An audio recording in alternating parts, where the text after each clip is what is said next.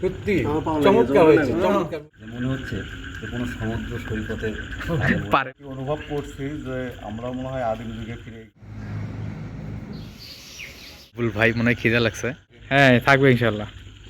আসল নদীর পাড়ে মুরগি পোড়া হবে, সেজন্য আজকে মুরগি কিনে নিয়ে আসলাম। এখন এটা প্রসেস করতে হবে। এই যে আমাদের চুলার কাজ চলতেছে, আমাদের সরঞ্জামাদি সব এই যে এখানে নিয়ে আসা হয়েছে। এই যে আমাদের ক্যাম্পিংয়ের রান্নাবান্না চলছে।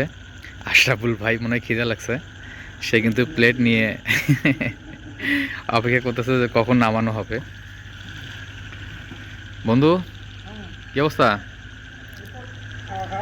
হ্যাঁ চলছে। আর এই যে এখানটাতে আমাদের ক্যাম্পটা করছে এই জায়গাটায়।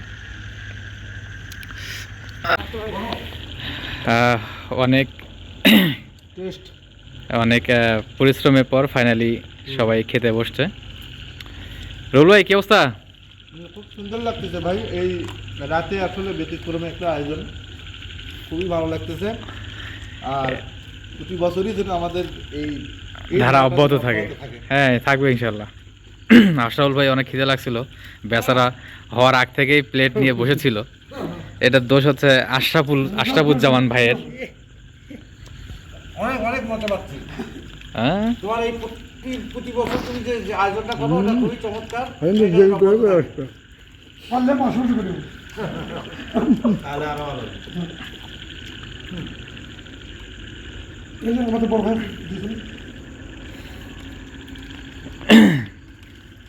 এই যে মিলন ভাই আসে টেন্টের মধ্যে অবশ্য ঘুম দিছে। হ্যাঁ সবাই যখন অপেক্ষা প্রয়োজন ছিল, মিলন ভাই তখন ঘুম দিছে। ভাই কি অবস্থা, কেমন লাগতেছে? ব্যতিক্রমে একটা আয়োজন। আর আমাদের সবার আমাদের স্নেহস্পদ অ্যাডভোকেট আবদুর রহমান সবুজ যে আয়োজনটা করছে, এটা ব্যতিক্রম একটা আয়োজন। আমরা বলতে পারি যে অনুভূতিটা এখন আমরা প্রকাশ করবো, সেটা হচ্ছে এরকম। আমার মধ্যে যে অনুভূতি প্রকাশ হচ্ছে, যে মনে হচ্ছে যে কোনো সমুদ্র সৈকতের পাড়ে বসে একটা বেশ ভালো খাবার খাচ্ছি, সেরকম একটা অনুভূতি, ফিলিংস আসতেছে। ফিলিংস আমার সঙ্গে আমার সিবুর রহমান স্বপনে। শোন ভাই কি অবস্থা? আলহামদুলিল্লাহ। আগে নাও।